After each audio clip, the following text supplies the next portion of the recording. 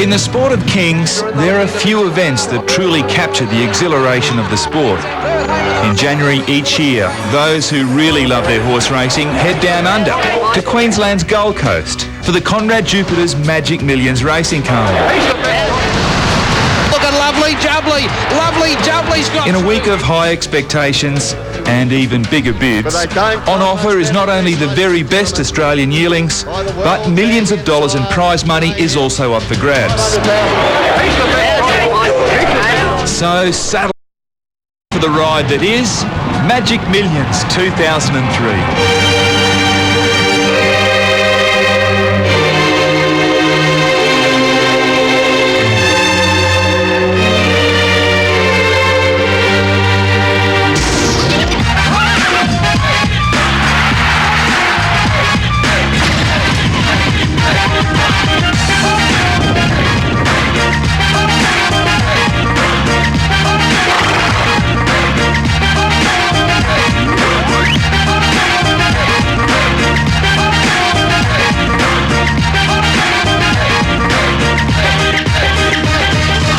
Summer on the Gold Coast is traditionally a busy time of year. But it's not just the sun, the sand and the surf pulling the big crowds in. Just minutes from Surfers Paradise is the Magic Millions Sales Complex. And every January, it's home to a 10-day carnival extravaganza that's based around the Southern Hemisphere's biggest yearling horse sale. Most people know affable billionaire Gerry Harvey as Australia's most successful retailer. But under the big white hat is a man who certainly loves his horses. What else am I going to do? Do I want to race a yacht on Sydney Harbour? No. Right? I have no interest. If you give me the yacht, I don't want it. Right? Do I want to do a Maserati around the racing circuit? No. I don't want to know about it. Do I want another horse? Yeah, give me a horse, anytime. Gerry's been coming to Magic Millions since it began and jumped at the chance to buy the company 5 years ago, roping in Rob Ferguson and Larrikin ad man John Singleton as partners. Right from the start, I said, mate, I only want to be in it if we're going to build the thing. If we're going to sit back and think it's a good investment, that's boring, right? We have to get better horses, more prize money, make it a bigger day. So first time, instead of having just one 2-year-old race for $1 million and that's the end of the lottery, let's have a 3-year-old race as well for $1 million. So how can we afford that? Well, we're going to get more horses. How are we going to get more horses? Well, we'll get the best bred fillies in Australia. Well, under it, we'll guarantee them. And if we don't sell them, we'll buy them ourselves. And that's how I finished up with Ha Ha. No one else wanted it. Who won the Golden Slipper? Well, when we came into it, it was about a $25 million business, and it's now closer to a $100 million business. So why? We've built more stables, we've made it a bigger sale, we've got a lot better quality horses here, we've made it a much more appealing place to come to. Another big attraction is at least one yearling bought at a Magic Millions sale is guaranteed to win $1 million trophy, either as a 2-year-old or a 3-year-old in 2 closed $1 million races. 25 got at 125,000. And as if that wasn't incentive enough, by 2006 there'll be an entire day of closed races with prize money in excess of $3.5 million. And Magic Millions graduates also go on from here to dominate many of Australia's other big races. That's the Grace Cup. Sub-Zero. 1992 Melbourne Cup winner Sub-Zero was a Magic Millions graduate, as was Mahogany, Australian Horse of the Year in 93 and 94. He's got Mahogany's at the front of the Horse of the Years, come home to win. And Belle de Jour, then Ha Ha, the horse that nobody wanted, both have $3 million Golden Slipper wins against their name. Ha Ha's won the Golden Slipper. Last year alone, Magic Millions was responsible for over 120 group race winners, racking up millions in prize money.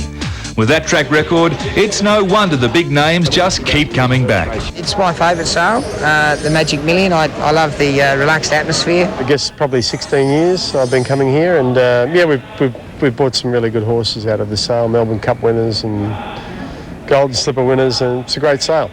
Well, each year they seem to get, the pedigrees are getting stronger. There's more Northern Hemisphere blood coming into Australia with the shuttle stallions, and I think the standard this year is very good. The 2003 sales once again attracted plenty of overseas interest. Buyers from Japan, Korea and Hong Kong made the journey down under, whilst the royal family of Dubai was represented by an agent. Enigmatic Irishman Demi O'Byrne, the world's most respected horse buying mind, was back for his second Magic Millions sale. But, as per usual, refused to talk on camera about what he saw as the lots with the most potential. Sir Patrick Hogan, however, one of the world's most successful breeders, was more than happy to share his thoughts. I think the sale will be right up to its standard and perhaps even ahead of that, because there are some very well-bred horses in the catalogue, and the good types will come through because of the well-bred horses.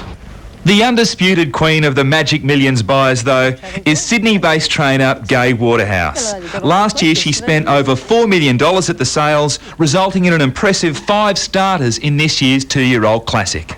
She's got big ears, this filly. I like a horse with big ears. It's probably like a kid with big feet. They grow into them. She's got a lovely forearm, which is what they've got to have power when they're hitting forward. She's got a nice big head, which means her body will grow to fit her head. She's got a beautiful hind leg, which is where the power comes from.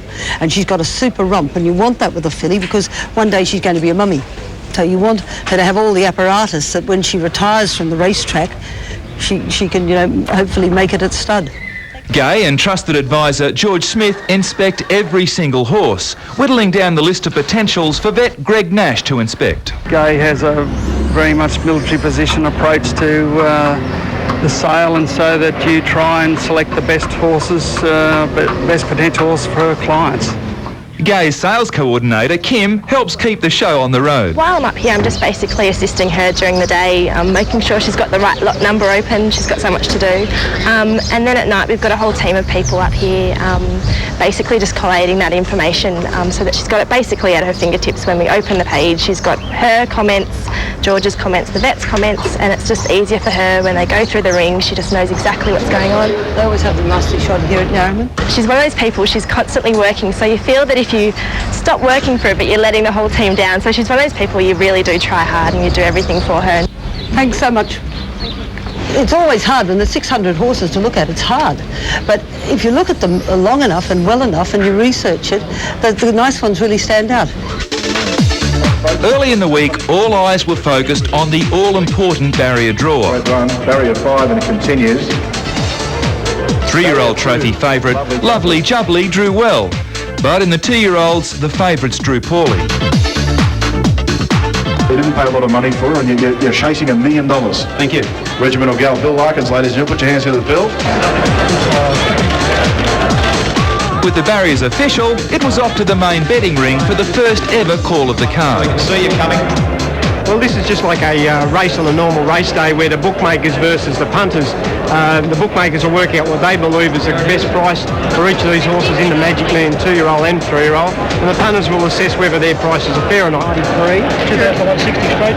I think Charmview was a real good chance and a real bad barrier, so it should be a real good price in the 2-year-old. I think Danburg's been brought right back into it now with barrier 7. Gai's drawn badly. And what if you lose on that? You win on the 3-year-old. I think Lovely Jubbly will walk in. By day's end, over $250,000 was punted. The roll up here is staggered me. I thought it'd be maybe 20 or 30 keen punters. It's pretty bare out there, mate. Is it? Fair dinkum. I just paid. Oh, they got me already. Bidding for $640,000. Coming up, we meet the buyers of this year's top lots, and the starters line up for the Conrad Jupiter's Magic Millions 3-year-old trophy.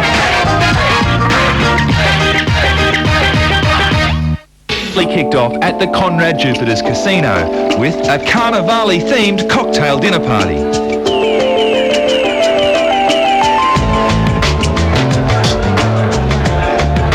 On hand were not only Australia's racing elite, but champions from other sporting fields as well. I rode about this time last year, and one of the coaches was going there every day, going to the races, the whole festival, whatever. And that's about all I know about it. So this is all new to me. This year's face of the Magic Millions, supermodel Jackie Rickards, stole the show, putting on her very own $1 million exhibition. Around my neck, LA pearls worth $1 million, and then we have the ring with the diamonds, and then the earrings as well.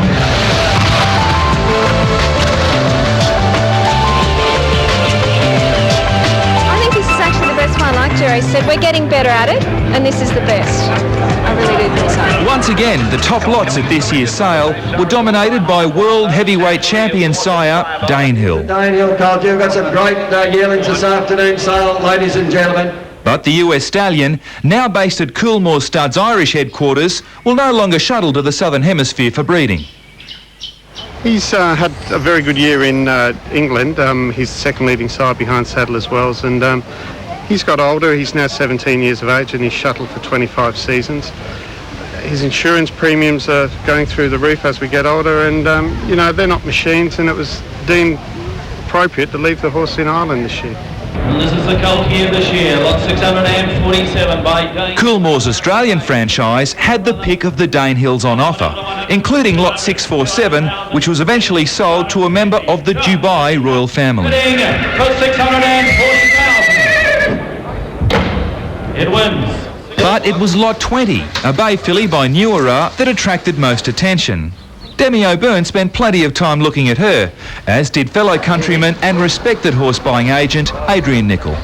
I'm mainly here to buy fillies. Jerry Harvey asked me to come to put together some partnerships to buy the best fillies we could find. And, you know, there's a very good selection. I mean, it's as good a selection probably as Easter in Sydney last year. And I've been coming there for a long time buying fillies, and hopefully we'll get some nice ones out of here.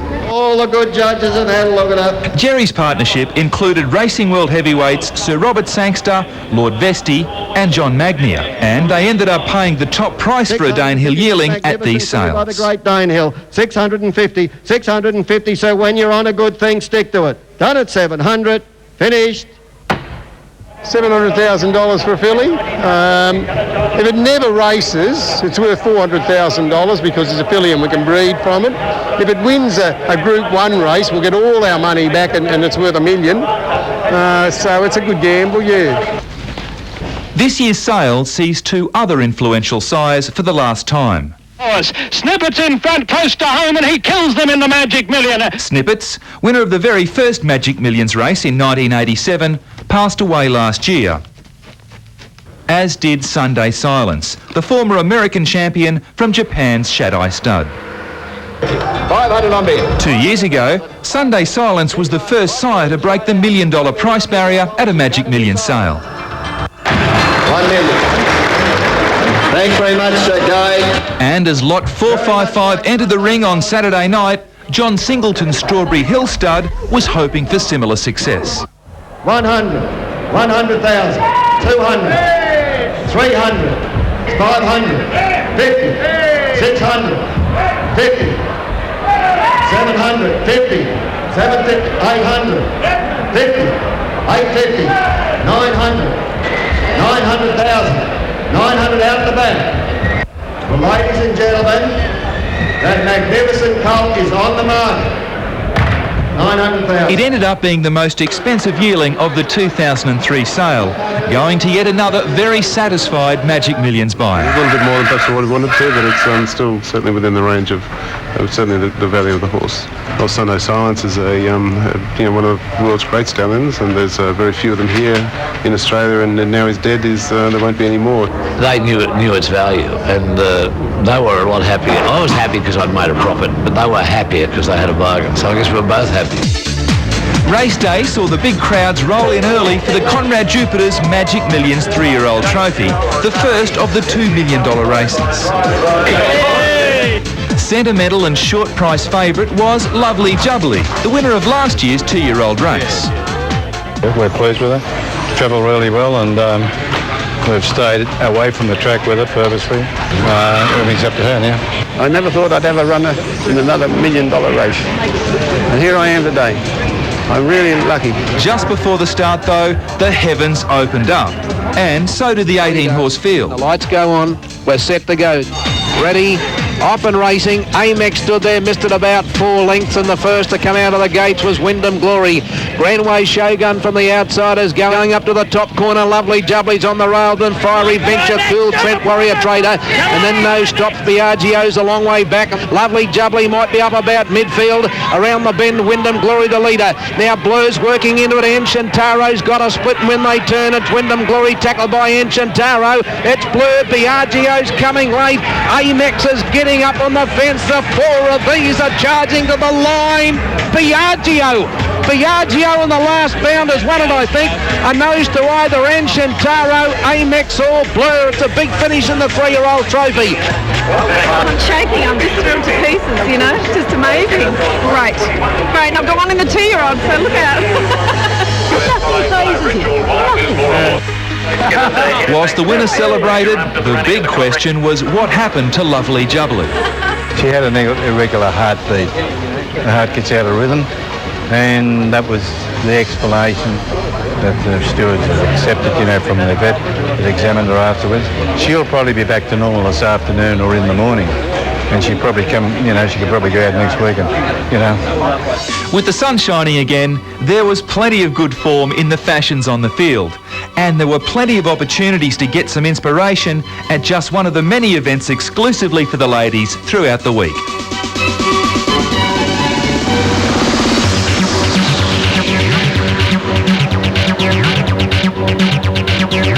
Hats and high tea, and it's traditional. It started in England, and all the ladies get together pre-carnival, put on their hats, their outfits, and have a little drink to kick off the celebration. I mean, there's something for all the ladies to be kept happy, and if they're bored stupid with the sales, they can come and have a drink, and gets us out of, you know, the guys' hair too.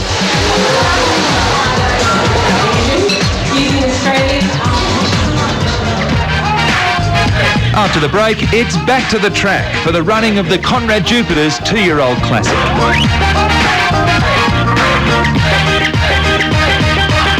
Up of events was breakfast with the Magic Millions owners. Over 500 locals turned up to hear from the odd couple of Australian business. It really is as simple as finding something you really love doing and then doing it longer and harder and doing it more persistently than anyone else. So Singo finds out about it all, and he goes, what are you doing buying second-hand racket shops? You know? I said, mate, I've just made $80 million. What's wrong with that? Racket shops. Second-hand racket shops. Hangs up, you know? You've got to do a lot to impress that bloke. Meanwhile, back at the track, the hottest tickets were for the Magic in the Middle dance party. And as pulse rates rose under the big top, so did those of the owners and trainers of this year's 2-year-old classic runners. One of our lads from the Sydney stable said how good the horses look. You know, he hasn't seen them for about 10 days. He couldn't believe how well they looked. I'm a bit nervous, but looking anticipation there, which would be great. I think he's the underrated horse, you know what I mean? He hasn't done a foot wrong, and he's coming into, you know, Gay's got all the hype, and, you know, she's got some great horses in the race, but I reckon Helter might be running down the last 200, and I'll be screaming him home with AJ having a heart attack. As the jockeys received their final instructions, Hasnut was still the firm race favourite. Whether or not she could live up to those high expectations from an outside barrier would be known in just a matter of minutes. Mainstays has done it. Danbird is the second favourite behind Hasna. They're moving in Sipicus. Hasna drawn about the middle, a shade worse than the middle. And they're racing. Hasna didn't begin all that well. Came out in the second half of the field. The first to go was Merhoob, and Nibbler began in a big hurry. Regimental Gal's going fast. Then came Hasna, midfield a little bit wide from La Spellia, Helter Skelter. Kasna Deemer's deep out, coming to the bend of the 500. Regimental Gal led from Merhoob, Dansoir. Hasna's got to run through the field in a big hurry. Regimental Gal from Merhoob. How funny on the outsiders, finishing brilliantly. Regimental Gal is still the leader. Dan Bird, and how funny. Regimental Gal's just in front. Regimental Gal won the millions from either How Funny or Dan Bird. In the end, 20-1 shot Regimental Gal won the race comfortably, rounding out yet another Magic Millions fairy tale success story. That was control. We did it. It's just great. Purchased by a Queensland-based syndicate at last year's sales for just $17,000, she was Queensland trained. It's terrific. You know, I've had a lot of fun in racing, and I hope this is the start of a lot more, really. And ridden to victory by a local Gold Coast jockey. Nothing really wanted to go there, and they left me alone, and she's just a gutsy mare, and Sean Dwyer's done a fantastic job with her. A big day for you and a big day for Queensland. Yeah, that's exactly right. Besides winning the 2-year-old trophy, Regimental Gal also created another piece of Magic Millions history by becoming the first horse to win that was sired by a former Magic Millions winner, 97 champ General Nadine. I know John Singleton did it at Randwick. They shouted for the bar there, but I think we should shout for our bar in Toowoomba, and I hope that they're listening and there can be some free beer up there. Thanks very much. Well, what can I say? Unbelievable. Last week, everybody said to me, how's she going to go? How's she go? I said, it's a tough call. We'll see how we go. But I said, remember the ice snowman in the Olympic Games when he fell over they all fell over and he got the gold medal. I said, a bit of luck, anything could happen. But on Tuesday afternoon, I came through the gates at the turf club here. Who did I pass in the gates? The skater. Stephen Bradbury. And if that wasn't an omen, we're not here. Dan Bird, the $1.1 million top lot from last year's sale, finished in a dead heat for second. Well, we noticed him get checked at the 700, but in the straight he just kept unwinding, and I'm looking at him and looking at the post and hoping that he's going to get there in time, but he ran out of time, but a hell of a run. After a long night of celebrations, the winners were back at the sales first thing the next morning. You look at this date, 23rd of August, this foal's born, but Regimental Gal was born on the 23rd of September, which is Carolyn's birthday. So that was our lucky omen. Even Demi O'Byrne had to break his self-imposed media ban to discuss their unbelievable luck. Cheapest horse wins and the most expensive horse is second, so it's probably a very good result. By week's end, $53 million worth of yearlings sold for an average of $92,000, creating yet another Magic Millions record. And I think that the race is a marvellous innovation, and that was a great day yesterday. Wonderful to buy a horse and have a restricted race worth that kind of money to compete in it. Great source of encouragement. I said to my daughter coming out, I said, you know, when you're as old as I am, this will be the biggest sale yards and the biggest race in the country. And I love coming here. It's a great place to be. You're very welcoming. And the hospitality I think they put up here on the Gold Coast is fabulous. You know, mate, the birds look great, the horses look even better, the beer's cold and the wine's nice. Everyone looks for an excuse to come here in January.